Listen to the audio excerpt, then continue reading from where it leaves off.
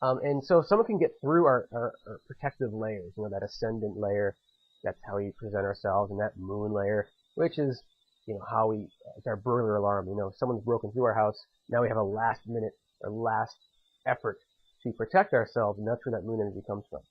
And if someone can get through all that, and if they could actually get to the person that's on the inside there, if we could approach our lives without the fears, without the protection, and that's when the sun sign energy really shows through. And most people are familiar with their sun signs, and in this case, this person is born when the sun was in Capricorn, so this is that late December to mid to late January kind of time frame when the sun is in Capricorn.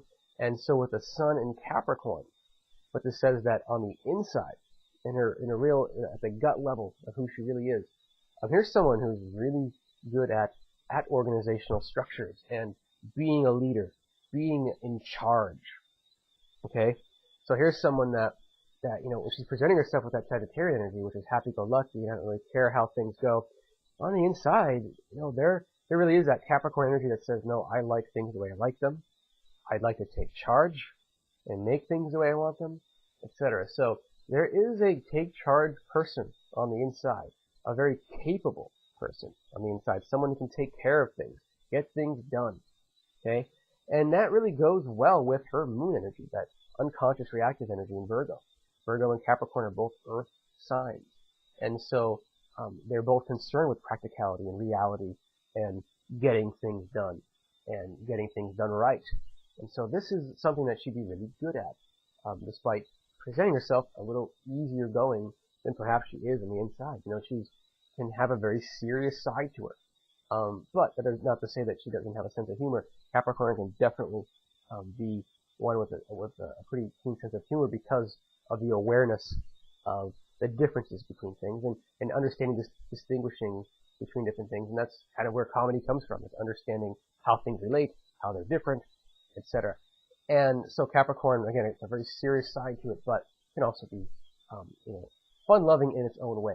Not the same kind of fun-loving that Sagittarius is with being open and everything. The Capricorn, nonetheless, can have that side to it as well. So that's the big three. That's the ascendant, the moon, and the sun. Most of us are familiar with our sun sign, but not so much the moon, not so much the ascendant, but that's how those operate all together in this chart. There's a whole lot of other things going on here, and I'm just going to touch on some of these things. And so with this chart, like we said, the ascendant here, the sun here, and the moon up here. That's what's going on there. But I also want to bring your attention to this triangle, this red triangle that's kind of apexing right where my thumb is, over Neptune here. And notice how there's a red line here going to Uranus, and another red line here going down to Mercury. Okay? And so this triangle is a pretty significant piece of her puzzle in a lot of ways. And so with Mercury down here in the second house in Capricorn, here's someone whose mind, because Mercury deals with the intellect and the mind, there's someone who has a pretty structured way of thinking. And a lot of that thinking can be on things like resources and money. It could also be a sense of someone who could earn money through their mind, through writing, teaching, speaking, something of that nature. But the idea is that there is a concentration of her mind in this realm of resources and money, things like that.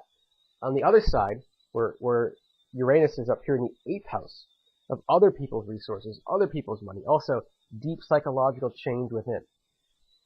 This tension between those things, Uranus and Mercury in opposition like that, that suggests someone whose mind is very open to unconventional ideas.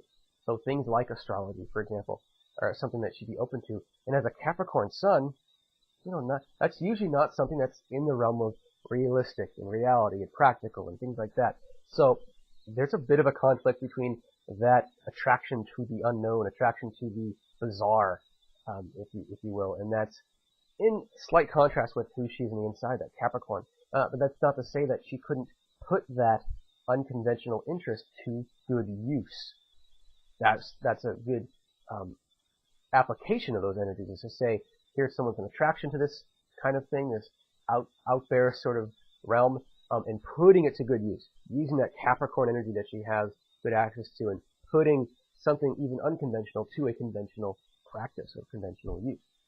And so this opposition between Mercury and Uranus is apexed by Neptune. So in other words, there's a 90-degree angle from Neptune to Mercury and one from Neptune to Uranus, and so it's kind of splitting that opposition between the two. And so Neptune is up in her 10th house of career and reputation, honors, things of that nature.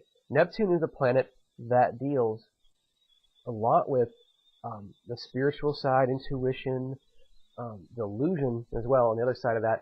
And so with Neptune in the 10th house, there can be a lot of confusion about what do I want to be when I grow up, no matter how old you get. If you have Neptune in the 10th house, it's always a vagueness about who am I supposed to be.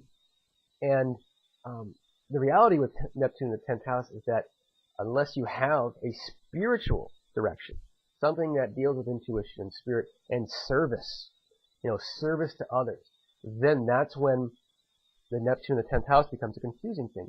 You can never seem to get your arrow straight, exactly where you want it pointed, because you never really know where to aim it. And so having Neptune in the 10th house is going to have this theme of not understanding really what's going on that easily in life as far as the life direction.